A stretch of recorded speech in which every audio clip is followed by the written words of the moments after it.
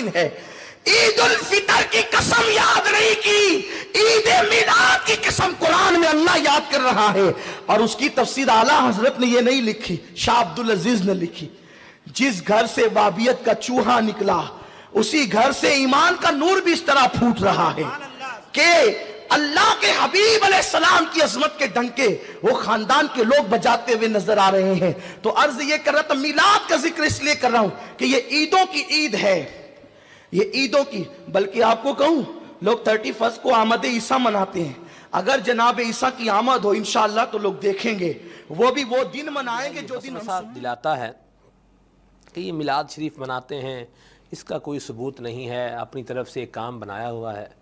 کیا ارشاد فرماتے ہیں؟ قرآن و حدیث کی روشنی میں کچھ دلائل ارشاد فرمائیں. علماء اہل سنت نے, اکابرین نے اس حوالے سے بڑے پیارے دلائل کتابوں میں لکھے ہوئے ہیں, اور اس پر جو ہے بیانات ہوتے ہیں مبلغین کے, اور مفتیان کرام کے باقاعدہ فتوے موجود ہیں, اور کتابوں کی زینت ہے. بڑی بڑی سیرت کی کتابوں کے اندر میلاد النبی کے سلسلے کے عنوان کے تحت اور اس محفل میلاد کے اندر ہونے والے جو نیک کام ہیں ان کے حوالے سے جو ہے وہ فتاویٰ موجود ہیں کہ اس کے اندر کسی قسم کا کوئی ناجائز ہونے کا کوئی شائبہ نہیں ہے. اس میں جتنے اعمال کیے جاتے ہیں, جتنے افعال کیے جاتے ہیں, سب جائز ہوتے ہیں. صحاح ستہ جو 6 مشہور کتابیں ہیں ان میں سے ترمذی کا تیسرا یا چوتھا نمبر ہے. صحیح حدیثوں کے مجموعے جو 6 سب سے مشہور ہیں ان میں ترمذی شریف کا بڑا اپنا مرتبہ اور مقام ہے. اس میں جب آپ کی ولادت کے حوالے سے جو احادیث مبارکہ بیان ہوئی, اس باب کا عنوانی امام ترمذی نے کیا رکھا ہے؟ میلاد النبی. باب میلاد النبی, باب ما جاء فی میلاد النبی. ان میں رکھ لیں کہ جو جمع کرتے ہو اس سے بہتر ہے خرچ کر دو, اس سے اچھا. اللہ فرماتا ہے لوگوں اس میرے محبوب کی آمد کے وقت پر جو خرچ کرو گے اس سے اچھے خرچ کا موقع پھر نہیں آئے گا. یہ تو آیت کی بات ہو گئی, اور اس آیت سے سارا کچھ میں نے کیا سمجھا ایک جملے میں نے کیا سمجھا بولیے ایک جملے میں. میرا مشرب یہ ہے کہ سال کے 11 مہینے کیا ہوش میں رہو, 11 مہینے ہوش میں رہو, اور جب یہ مہینہ حضور کے میلاد کا آ جائے جس کے جشن سے اللہ خوش ہوتا ہے, 1 مہینے کے لیے ہوش کو چھٹی دے دو,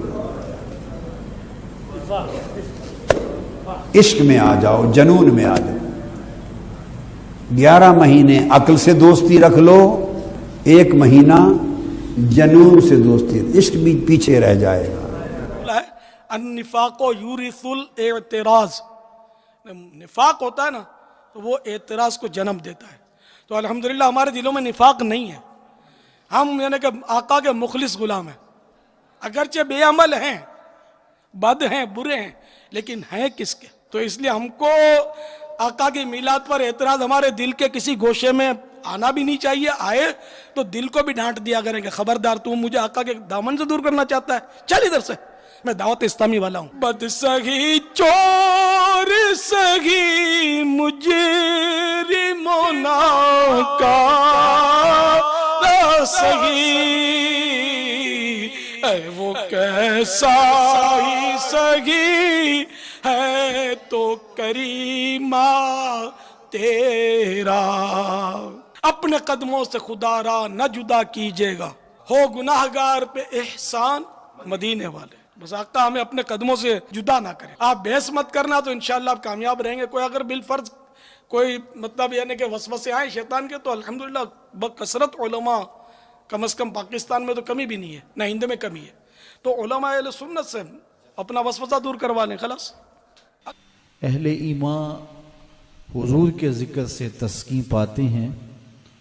میں آپ کو ایک مجلس میں لے چلتا ہوں جس کو منعقد ہونے کے لیے مسجد نبوی کا صحن میسر آیا. صحیح مسلم, سنن نسائی میں روایت موجود ہے. آقا کریم علیہ السلام مسجد نبوی میں تشریف لائے جہاں صحابہ ایک مجلس برپا کیے ہوئے تھے. حضور نے آ کے پوچھا ما اجلسکم, صحابہ کیوں بیٹھے ہوئے ہو, تمہارے بیٹھنے کا مقصود کیا ہے؟ تو انہوں نے جو جواب دیا، سنیے۔ انہوں نے کہا جلسنا نذکر اللہ ونحمدہ علی ما ہدانا لدینہ ومن علینا بک۔ حضور ہمارے بیٹھنے کا مقصود یہ ہے کہ ہم اللہ کا شکر ادا کر رہے ہیں، اس کی حمد بول رہے ہیں اس بات پر کہ اس نے ہمیں ہدایت دین دی اور آپ کی صورت میں ہمارے اوپر احسان فرمایا۔ آپ جو مل گئے اس پر ہم رب کا شکر ادا کرنے یہاں بیٹھے ہیں۔ بات تو سادہ سی تھی، لیکن حضور نے فرمایا کیا تم اس بات پہ قسم دے سکتے ہو کہ اسی لیے بیٹھے ہو؟ تو صحابہ برجستہ عرض گزار ہوئے، حضور ہم قسم دیتے ہیں کہ ہم اسی کام کے لیے بیٹھے ہیں، ہمارا کوئی اور مقصد نہیں ہے۔ حضور نے ان سے قسم مانگی، انہوں نے باقاعدہ قسم دی۔ جب قسم وصول کر لی تو ان کے چہروں پر حیرت و استعجاب کی کیفیت تو تھی، تو حضور نے فرمایا کہ میں تم سے جو قسم چاہی ہے وہ کسی تہمت کی بنیاد پر نہیں چاہی۔ تمہارے قول کی صداقت پر مجھے کوئی شک نہیں تھا کہ میں نے قسم سے تصدیق چاہی ہو، بلکہ ماجرا کچھ اور تھا، اور وہ یہ کہ تم یہاں بیٹھے تھے، میں حجرے میں تھا۔ اتانی جبریل علیہ السلام، میرے پاس جبریل امین حاضر خدمت ہوئے، فاخبرنی ان اللہ یباہی بکم الملائکہ، اور انہوں نے مجھے کہا ہے محبوب ذرا باہر تو نکل کے دیکھو، آپ کے صحابہ کے اس عمل پر اللہ فرشتوں میں ناز کر رہا ہے۔ صحابہ کا عمل کون سا ہے جس پہ رب فرشتوں میں ناز کر رہا ہے؟ وہ مل بیٹھ کے حضور کے آنے پر اللہ کا شکر ادا کر رہے ہیں۔ اللہ کی رحمتوں سے بعید نہیں کہ آج کی مجلس بھی قبول کر لی جائے۔ میری اور آپ کی عزت اور ہماری افتخار ہے، قرآن مجید ہمیں روز جشن میلاد نبی منانے کا حکم دیتا ہے۔ ہمیں اس کا اہتمام کرنا ہوگا، ہمیں اس کی طرف توجہ کرنی ہوگی۔ سیرت، مسلمانوں میں ایک گروہ ہے جو کہتے ہیں سیرت منانی چاہیے، سیرت کو منانا چاہیے، جلسے سیرت کے ہونے چاہیے، اجتماعات سیرت کے ہونے چاہیے۔ ایک گروہ جو کہتا ہے میلاد کے جشن ہونے چاہیے، میلاد کے اجتماعات ہونے چاہیے۔ ہم کہتے ہیں دونوں ہونے چاہیے۔ عید میلاد النبی جب منائیں گے تو خود بخود سیرت محمد مصطفیٰ پہ غور ہوگا۔ اللہ نے ہمیں عید میلاد النبی منانے کا بھی حکم دیا ہے، اور اللہ نے ہمیں سیرت نبی مکرم پہ عمل کا حکم دیا ہے۔ جھنڈے اور لائٹ لگانا کیسا ہے؟ اللہ کی سنت ہے۔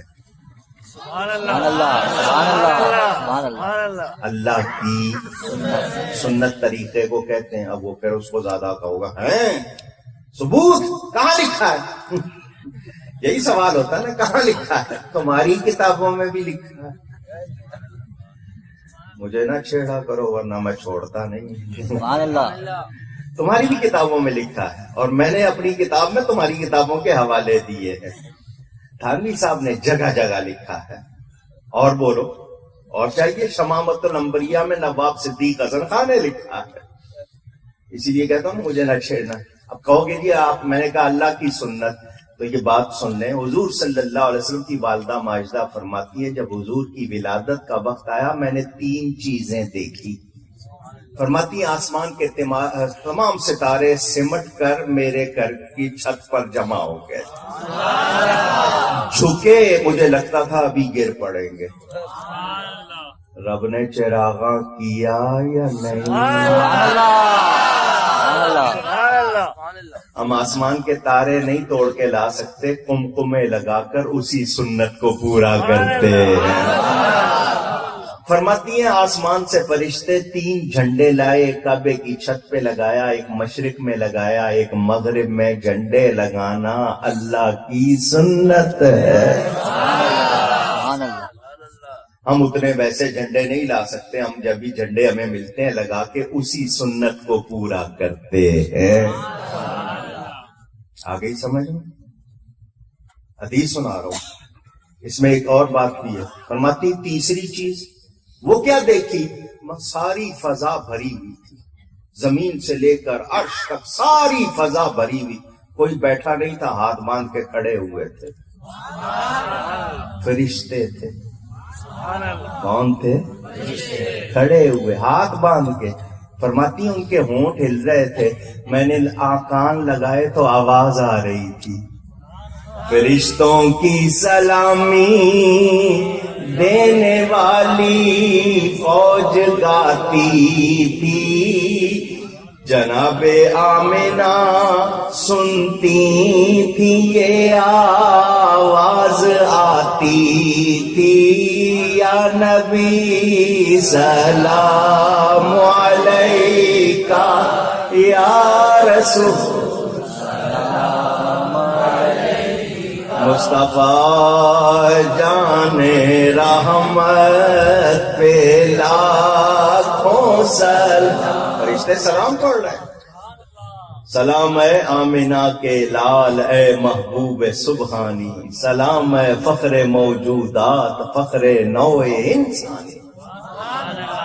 ہاتھ باندھ کے کھڑے ہو کر سلام پڑھنا یہ بھی اللہ کی سنت ہے۔ آپ کہیں گے یہ کام فرشتوں نے کیے، آپ کہہ رہے ہیں اللہ کی سنت تو قرآن کہہ رہا ہے، فرشتے وہی کرتے ہیں جس کا ان کو حکم دیا جاتا ہے، اپنی مرضی سے کچھ کرتے نہیں۔ تو میں نے یہ بھی ثبوت دے دی